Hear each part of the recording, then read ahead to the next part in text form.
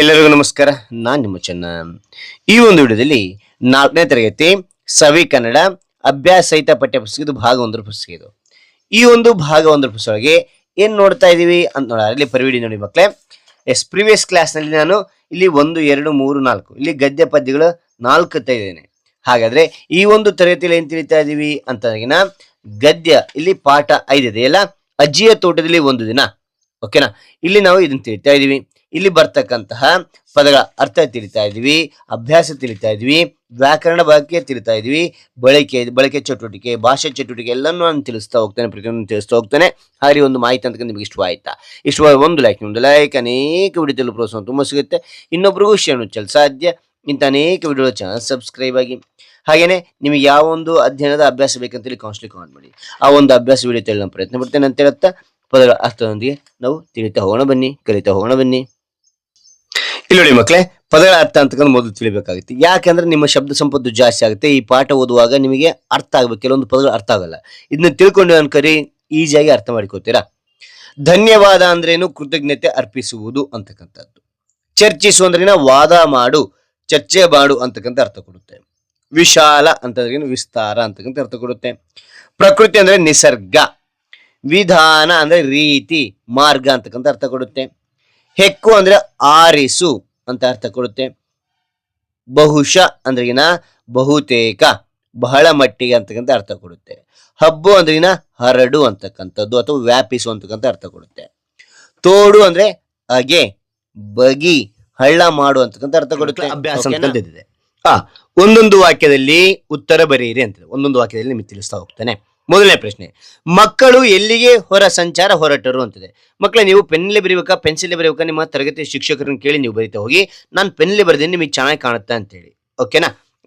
ಉತ್ತರ ನೋಡಿ, ಕಿಶೋರನ ಅಜ್ಜಿಯ ತೋಟಕ್ಕೆ ಹೊರ ಸಂಚಾರ ಹೊರಟರು ಅಂತಕ್ಕಂಥದ್ದಾಗುತ್ತೆ. ಅಂತ ಎರಡನೇ ಪ್ರಶ್ನೆ, ಸಾಮಾನ್ಯವಾಗಿ ಹೊಲವನ್ನು ಯಾವುದರಿಂದ ಉಳುತ್ತಾರೆ ಅಂತ ಕೇಳಿದ್ರೆ ಯಾವುದರಿಂದ ಅಂದ್ರೆ ಉತ್ತರ, ಸಾಮಾನ್ಯವಾಗಿ ಹೊಲವನ್ನು ಎತ್ತು, ನೇಗಿಲು, ನೊಗ, ಕೋಣ ಬಳಸಿ ಉಳುತ್ತಾರೆ ಅಂತಕ್ಕಂಥದ್ದಾಗುತ್ತೆ. ಓಕೆ, ಅಂತೇಳಿ ಮೂರನೇ ಪ್ರಶ್ನೆ ನೋಡ್ತೋಣ. ಮೂರನೇ ಪ್ರಶ್ನೆ,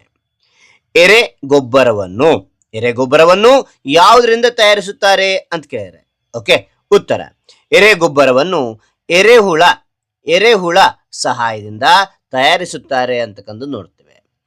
ನಂತರ ನಾಲ್ಕನೇ ಪ್ರಶ್ನೆ, ತೋಟದಲ್ಲಿ ಹೆಚ್ಚಾಗಿ ಯಾವ ಗೊಬ್ಬರವನ್ನು ಬಳಸುತ್ತಿದ್ದರು ಅಂತ ಕೇಳಿದ್ರೆ ಓಕೆನಾ, ಉತ್ತರ, ತೋಟದಲ್ಲಿ ಹೆಚ್ಚಾಗಿ ಸಾವಯವ ಗೊಬ್ಬರವನ್ನು ಬಳಸುತ್ತಿದ್ದರು.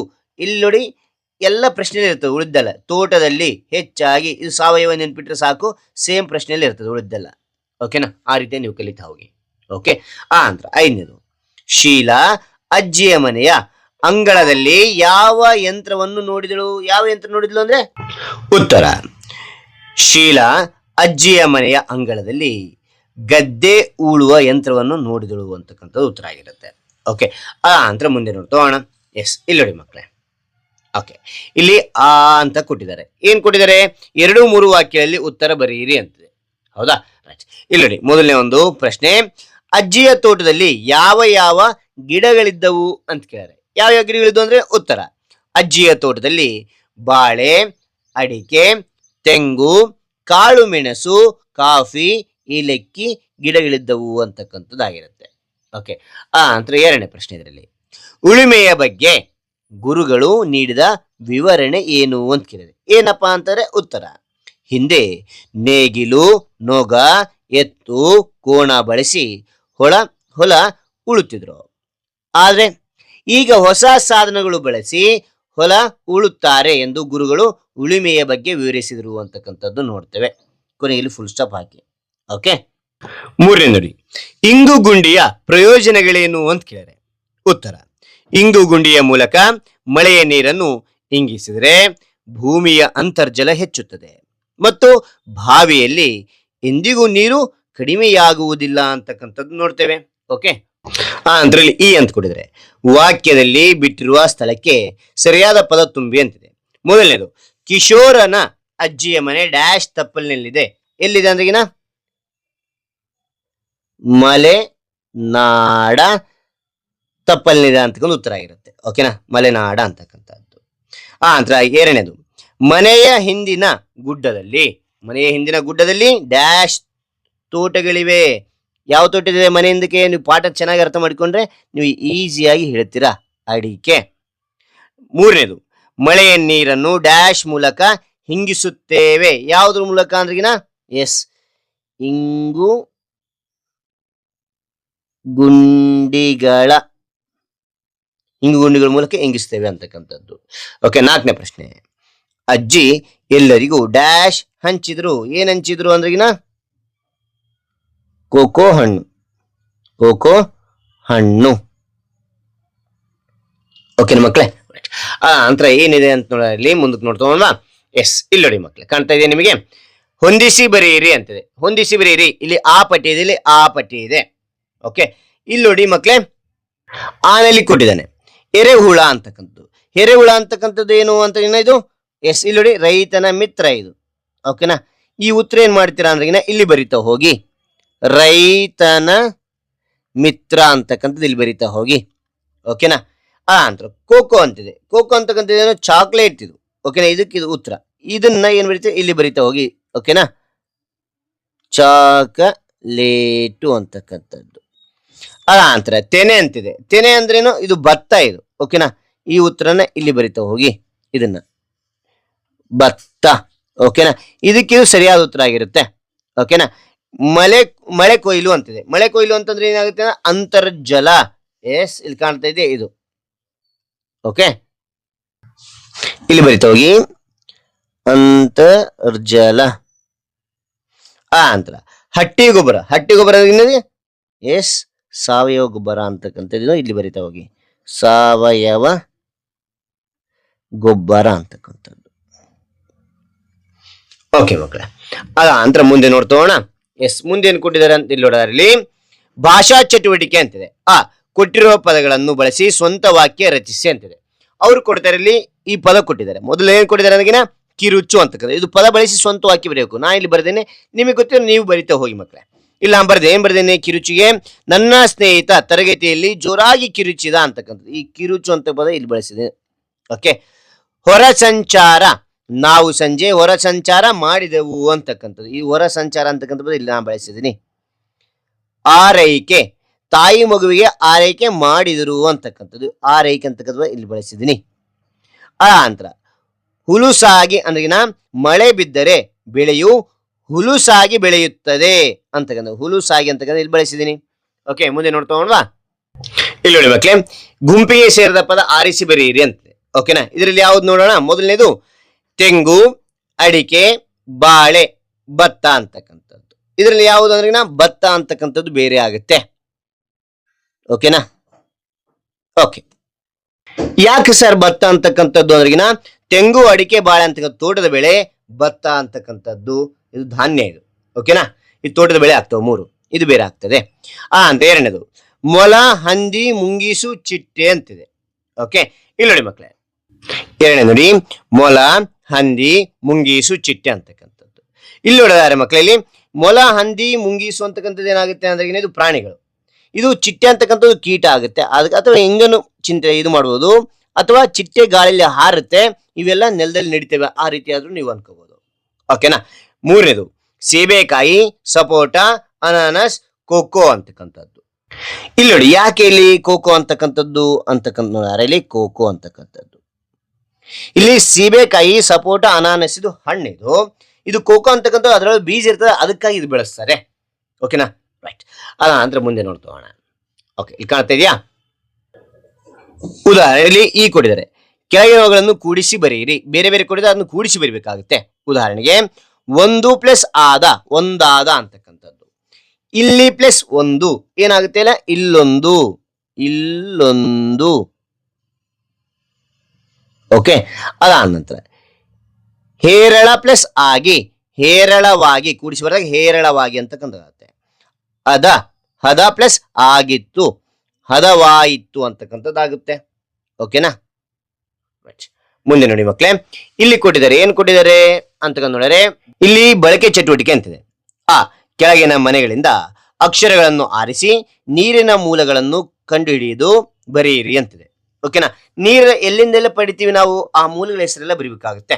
ಯಾವ ರೀತಿಯಾಗಿ ಅಂತಕ್ಕಂಥ ತಿಳಿಸ್ಲಾವಾಗಲೇ ನಿಮಗೆ ಎಷ್ಟು ತಿಳಿತೋಣ. ಇಲ್ಲಿ ನೋಡಿ ಮಕ್ಕಳೇ, ಇಲ್ಲಿ ಬಾಕ್ಸ್ ಇದೆ. ಇಲ್ಲಿ ನೋಡ್ತೋಣ, ಇಲ್ಲಿ ನೋಡಿ ಕೊಳ ಅಂತಕ್ಕಂಥದ್ದು ಇದೆಯಲ್ಲ, ಕೊಳ ನೀರಿನ ಮೂಲ ಇದು.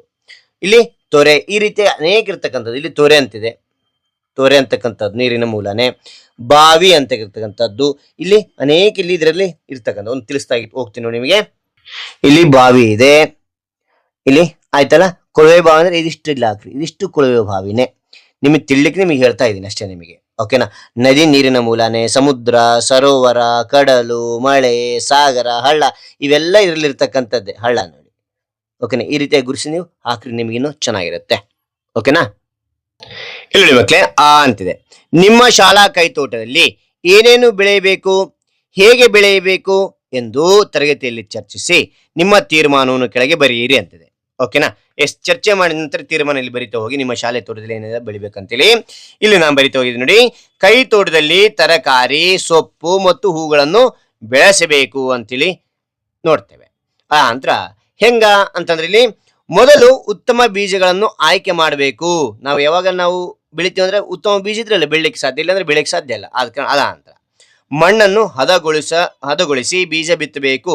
ಹಂಗೆ ಹಾಕ್ಬಿಟ್ರಲ್ಲ, ಚೆನ್ನಾಗಿ ಮಣ್ಣನ್ನ ಕೆದರ್ಬೇಕು. ಓಕೆನಾ. ಗೊಬ್ಬರ ಹಾಕಿ ಪ್ರತಿದಿನ ನೀರು ಹಾಕಬೇಕು. ಓಕೆನಾ. ಕಳೆಗಳನ್ನು ತೆಗೆದು ಗಿಡಗಳ ಆರೈಕೆ ಮಾಡಬೇಕು. ಚಿಕ್ಕ ಚಿಕ್ಕ ಗಿಡ ಸುತ್ತ ಬೆಳಿತಿರ್ತಾವ, ಅದನ್ನ ಕಳೆಯನ್ನು ತೆಗಿಬೇಕು. ತೆಗೆದು ಏನ್ ಮಾಡಬೇಕು, ಆರೈಕೆ ಮಾಡ್ಬೇಕಾಗತ್ತೆ. ಎಲ್ಲರೂ ಸೇರಿ ಕೈ ತೋಟವನ್ನು ಸ್ವಚ್ಛವಾಗಿಡಬೇಕು ಅಂತ ಒಬ್ಬರಿಂದ ಅಲ್ಲ, ಎಲ್ಲರೂ ಕೂಡ ಮಾಡಬೇಕು ಅಂತಕ್ಕಂಥದ್ದು ಇಲ್ಲಿ ನೋಡ್ತೇವೆ. ರೈಟ್. ಅದಾದ ನಂತರ ಇಲ್ಲಿ ಮುಂದಿನ ಪ್ರಶ್ನೆ ಕೊಟ್ಟಿದ್ದೇನೆ. ಏನ್ ಕೊಟ್ಟಿದ್ದೇನೆ ಅಂತಕ್ಕಂಥದ್ದು ನೋಡಿದಾರಲ್ಲಿ, ನಿಮ್ಮ ಶಾಲೆಯಲ್ಲಿ ರೈತನೊಬ್ಬನನ್ನು ಸನ್ಮಾನಿಸುವ ಸಮಾರಂಭದ ಮುಖ್ಯ ಅತಿಥಿಯಾಗಿ ನೀನು ಮಾಡುವ ಭಾಷಣವನ್ನು ಇಲ್ಲಿ ಬರೆ. ಅನಂತರ ತರಗತಿ ಶಿಕ್ಷಕರೆದುರು ಭಾಷಣ ಮಾಡುವಂತಿದ್ದಾರೆ. ಓಕೆನಾ. ಇಲ್ಲಿ ಒಬ್ಬರನ್ನ ರೈತರನ್ನ ಸನ್ಮಾನ ಮಾಡಬೇಕು. ಸಮಾರಂಭದ ಬಂದಿರ್ತಾರೆ, ಅವ್ರ ಕುರಿತು ನಾವು ಮಾತನಾಡ್ಬೇಕಾಗತ್ತೆ. ಅನಂತರ ತರಗತಿಯಲ್ಲಿ ಶಿಕ್ಷಕರೆದುರು ಭಾಷಣ ಮಾಡಬೇಕಾಗುತ್ತೆ. ಓಕೆನಾ. ಇಲ್ಲ ಇಲ್ಲಿ ಬರಿತಾ ಹೋಗಿದೆ ನೋಡಿ. ಗೌರವಾನ್ವಿತ ಶಿಕ್ಷಕರೇ ಮತ್ತು ಪ್ರೀತಿಯ ಗೆಳೆಯರೇ, ಇಂದು ನಮ್ಮ ಶಾಲೆಯಲ್ಲಿ ರೈತರನ್ನು ಸನ್ಮಾನಿಸಲಾಗುವುದು. ಸಂತೋಷದ ವಿಷಯ. ರೈತರು ನಮಗೆ ಅನ್ನ ನೀಡುವ ಅನ್ನದಾತರು. ಬಿಸಿಲು ಮಳೆ ಎನ್ನದೆ ಶ್ರಮಿಸಿ ದೇಶಕ್ಕಾಗಿ ಆಹಾರ ಒದಗಿಸುತ್ತಾರೆ. ಅವರ ಪರಿಶ್ರಮಕ್ಕೆ ನಾವು ಸದಾ ಗೌರವ ನೀಡಬೇಕು ಎಂದು ತಿಳಿಸಿ ನನ್ನ ಪುಟ್ಟ ಭಾಷಣ ಮುಗಿಸುವೆ. ಧನ್ಯವಾದಗಳು ಅಂತಕ್ಕಂಥದ್ದು ಕೊನೆಗೆ ಹೇಳ್ತಾ ಹೋಗಿ. ಓಕೆನಾ. ರೈಟ್. ಇಲ್ಲಿ ಇದೆ, ಗೆಳೆಯರೊಂದಿಗೆ ಚರ್ಚಿಸಿ ಉತ್ತರಿಸಿ ಅಂತೇಳಿ. ಮೊದಲನೇ ಪ್ರಶ್ನೆ, ನಿನ್ನ ಶಾಲೆಗೆ ಜಮೀನು ಕೊಟ್ಟರೆ ನೀನೇನು ಮಾಡುವಿ ಅಂತ ಕೇಳಿದ್ರೆ, ಯಾರು ಜಮೀನು ಕೊಟ್ಟರೆ ಶಾಲೆಗೆ ಅಂದ್ರೆ ನೀನೇನ್ ಮಾಡ್ತೀಯ ಅಂತ ಉತ್ತರ, ಶಾಲಾ ಕೈತೋಟ ಮಾಡುತ್ತೇನೆ. ಶಾಲಾ ಕೈತೋಟ ಮಾಡುತ್ತೇನೆ. ಆ ನಂತರ ಹೂವಿನ ಗಿಡಗಳನ್ನು ನೆಡುತ್ತೇನೆ. ಔಷಧೀಯ ಸಸ್ಯಗಳನ್ನು ಬೆಳೆಸುತ್ತೇನೆ. ಆ ನಂತರ ಆಟದ ಮೈದಾನ ನಿರ್ಮಿಸುತ್ತೇನೆ. ಮಳೆ ನೀರನ್ನು ಸಂಗ್ರಹಿಸುವ ವ್ಯವಸ್ಥೆ ಮಾಡುವೆ ಅಂತಕ್ಕಂಥದ್ದು ಇಲ್ಲಿ ಹೇಳಿದ್ದೇನೆ. ಓಕೆನಾ. ನಿಮಗೆ ಇನ್ನು ಬೇರೆ ಬರೀತಾ ಹೋಗಿ. ಓಕೆನಾ. ಎರಡನೇ ಪ್ರಶ್ನೆ, ರೈತರು ಕೈ ಕೆಸರಾಗುತ್ತದೆ ಎಂದು ಸುಮ್ಮನೆ ಕುಳಿತರೆ ಏನಾಗುತ್ತದೆ? ಯಪ್ಪ ನಾನು ಹೊಲದ ಕೆಲಸ ಮಾಡಿದ್ರೆ ಎಲ್ಲ ಕೈಯೆಲ್ಲ ಕೆಸರಾಗ್ತಪ್ಪ ಅಂತ ಸುಮ್ಮನೆ ಕುಂತು ಬಿಟ್ರೆ ಏನಾಗ್ತದೆ ಅಂತ ಆಹಾರದ ಕೊರತೆ ಉಂಟಾಗುತ್ತದೆ, ಊಟ ಇಲ್ದಂಗಾಗುತ್ತೆ. ಆಹಾರದ ಪದಾರ್ಥಗಳ ಬೆಲೆ ಹೆಚ್ಚಾಗುತ್ತದೆ. ನಾವು ಆಹಾರದ ಬೆಲೆ ಏನಾಗ್ತದೆ, ಪದಾರ್ಥಗಳ ಬೆಲೆ ಹೆಚ್ಚಾಗ್ತಾ ಹೋಗ್ತದೆ. ಜನರ ಜೀವನ ಕಷ್ಟಕರವಾಗುತ್ತದೆ. ಕಷ್ಟ ಆಗ್ತದೆ, ಯಾರಿಗೂ ಊಟ ಇಲ್ಲ ಅಂದ್ರೆ ಕಷ್ಟ ಆಗ್ತದೆ. ದೇಶದ ಅಭಿವೃದ್ಧಿಗೆ ತೊಂದರೆ ಆಗುತ್ತದೆ. ದೇಶದ ಅಭಿವೃದ್ಧಿ ಕೂಡ ತೊಂದರೆ ಆಗ್ತದೆ ಅಂತಕ್ಕಂಥದ್ದು. ರೈತರ ಮಹತ್ವ ಎಲ್ಲರಿಗೂ ತಿಳಿಯುತ್ತದೆ. ಅವ ರೈತರ ಇಲ್ಲದೆ ನಾವು ಬದುಕಕ್ಕಾಗೋದಿಲ್ಲ ಅಂತ ತಿಳಿತಾರೆ ಎಲ್ಲರೂ ಕೂಡ. ಓಕೆ. ಅದಾದ ನಂತರ ಇಲ್ಲಿ ನೋಡಿ ಮಕ್ಕಳೇ, ಆ ಇದೆ, ಆಟ ಆಡೋಣ ಬಾ, ಅನುಕರಣೆ ಆಟ ಅಂತಕ್ಕಂಥದ್ದು. ಇಲ್ಲಿ ಸೂಚನೆ ಕೊಡಿದರೆ ಶಿಕ್ಷಕರ ಜೊತೆ ಸೇರಿ ಕೆಳಗಿನ ಆಟ ಆಡುವಂತಕ್ಕಂಥ, ಶಿಕ್ಷಕರ ಜೊತೆ ಸೇರಿ ನೀವು ಆಟ ಆಡ್ಬೇಕಾಗುತ್ತೆ. ತರಗತಿ ಶಿಕ್ಷಕರು ನಿಮಗೆ ತಿಳಿಸ್ತಾ ಹೋಗ್ತಾರೆ. ಓಕೆನಾ ಮಕ್ಕಳೇ. ಇಲ್ಲಿ ಒಬ್ರು ಶಿಕ್ಷಕರಾಗ್ತಾರೆ, ಇಲ್ಲಿ ಒಬ್ರು ಮಕ್ಕಳು ಆಗ್ತಾರೆ. ನಿಮ್ಮಲ್ಲಿ ಒಬ್ರು ಹಾಗ್ರಿ ಅವು ಈ ರೀತಿಯಾಗಿ ಡೈಲಾಗ್ ಹೇಳ್ತಾ ಹೋಗಿ. ಓಕೆನಾ. ಅದಾದ ನಂತರ ಏನ್ ಕೊಟ್ಟಿದ್ದಾರೆ ಅಂತ ಇಲ್ಲಿ ಅಂತಿದೆ, ಒಗಟು ಓದಿ ಆನಂದಿಸಿ ಅಂತಿದೆ. ಏನು ಇದು ಒಗಟು ನೋಡಲಿ. ಇಲ್ಲಿ ಮೊದಲನೇದು, ಅಕ್ಕ ಅಕ್ಕ ಗಿಡ ನೋಡು, ಗಿಡದ ಮೇಲೆ ಕಾಯಿ ನೋಡು, ಕಾಯಿ ತಿಂದೋರ ಬಾಯಿ ನೋಡು ಅಂತಕ್ಕಂಥದ್ದು. ಇಲ್ಲಿ ನೋಡಿದ್ರೆ ಇಲ್ಲಿ ಇನ್ನೊಂದು ಇಲ್ಲಿ ಹಲಸಿನ ಹಣ್ಣು ಅಂತಕ್ಕಂಥದ್ದಾಗಿರುತ್ತೆ. ಯಾವ್ದಿದು? ಹಲಸಿನ ಹಣ್ಣು ಅಥವಾ ಮೆಣಸಿಕಾಯಿ ಅಂತಾನೆ ಇಲ್ಲಿ ಉತ್ತರ ಇನ್ನೊಂದು ಕೂಡ ಬರಿಬಹುದು, ಹೇಳ್ಬೋದು. ಓಕೆ, ಎರಡನೇದು, ಅಡ್ಡ ಮರದಲ್ಲಿ ಬೊಡ್ಡು ಕುಳಿತಿದ್ದಾನೆ. ಉತ್ತರ ಏನಂದ್ರೆ ತೆಂಗಿನಕಾಯಿ ಅಂತಕ್ಕಂಥದ್ದಾಗಿರುತ್ತೆ. ಏನಿದು? ತೆಂಗಿನಕಾಯಿ. ಓಕೆನಾ? ರೈಟ್. ಮೂರನೇದು, ಹಸಿರು ಗಿಡದಲ್ಲಿ ಮೊಸರು ಚೆಲ್ಲಿದೆ. ನೋಡಕ್ ಹಸಿರಿದೆ, ನೋಡಕ್ ಮಲ್ಲಿಗೆ ಅಂತಕ್ಕಂಥದ್ದು. ಓಕೆನಾ? ಮಲ್ಲಿಗೆ. ನಂತರ ನಾಲ್ಕನೇದು, ಮಣ್ಣು ಕೊರೆದರೆ ಕಲ್ಲು ಸಿಕ್ಕಿತು, ಕಲ್ಲು ಕೊರೆದರೆ ಬೆಳ್ಳಿ ಸಿಕ್ಕಿತು, ಬೆಳ್ಳಿ ಕೊರೆದರೆ ನೀರು ಸಿಕ್ಕಿತು. ಏನಂದ್ರೆ ಏಲಕ್ಕಿ ಅಂತಕ್ಕಂಥ ಉತ್ತರ ಆಗಿರುತ್ತೆ ಇದಕ್ಕೆ ಏಲಕ್ಕಿ. ಓಕೆ, ಇಲ್ಲಿ ಕೊಟ್ಟಿದ್ದಾರೆ, ನೀವು ಸಸ್ಯಗಳಿಗೆ ಸಂಬಂಧಿಸಿದ ಇಂತಹ ಒಗಟುಗಳನ್ನು ಸಂಗ್ರಹಿಸಿ ಅಂತ. ಇಂತಹ ಒಗಟುಗಳು ಸಂಗ್ರಹಿಸಿ. ಇಲ್ಲಿ ನೋಡಿ, ಇವೆಲ್ಲ ಒಗಟುಗಳು ಇದಾವೆ. ಓಕೆನಾ? ಇಲ್ಲಿ ನೋಡಿ ಮಕ್ಕಳೇ, ಇಲ್ಲಿ ರು ಅಂತಕ್ಕಂಥದ್ದು. ಈ ಹಾಡನ್ನು ರಾಗವಾಗಿ ಹಾಡಲು ಪ್ರಯತ್ನಿಸಿ. ನಿಮ್ಮ ತರಗತಿ ಶಿಕ್ಷಕರು ಇದನ್ನ ನಿಮಗೆ ತಿಳಿಸ್ತಾ ಹೋಗ್ತಾರೆ ಮಕ್ಕಳೇ. ಇಲ್ಲ ಸರ್ ತಿಳಿಸ್ರಿ ಅಂತಂದ್ರೆ ನಾನು ಇನ್ನೊಂದು ತರಗತಿ ನಾನು ತಿಳಿಸ್ತೇನೆ. ಓಕೆನಾ? ರೈಟ್. ಹಾಗಾದ್ರೆ ಈ ಎಲ್ಲ ವಿವರಣೆ ಅಂತಕ್ಕಂಥದ್ದು ನಿಮಗೆ ಇಷ್ಟವಾಯಿತು. ಇಷ್ಟವಾದ್ರೆ ಒಂದು ಲೈಕ್ ಅನೇಕ ವಿಡಿಯೋ ಪ್ರೋತ್ಸಾಹ ತುಂಬ ಸಿಗುತ್ತೆ. ಇನ್ನೊಬ್ರಿಗೂ ಶೇರ್ ಸಾಧ್ಯ ಅಂತ ಅನೇಕ ವಿಡಿಯೋ ಚಾನಲ್ ಸಬ್ಸ್ಕ್ರೈಬ್ ಆಗಿ. ಮತ್ತೊಂದು ಹೊಸ ವಿಷಯದೊಂದಿಗೆ ಮತ್ತೊಂದು ಹೊಸ video thank you for watching. Bye.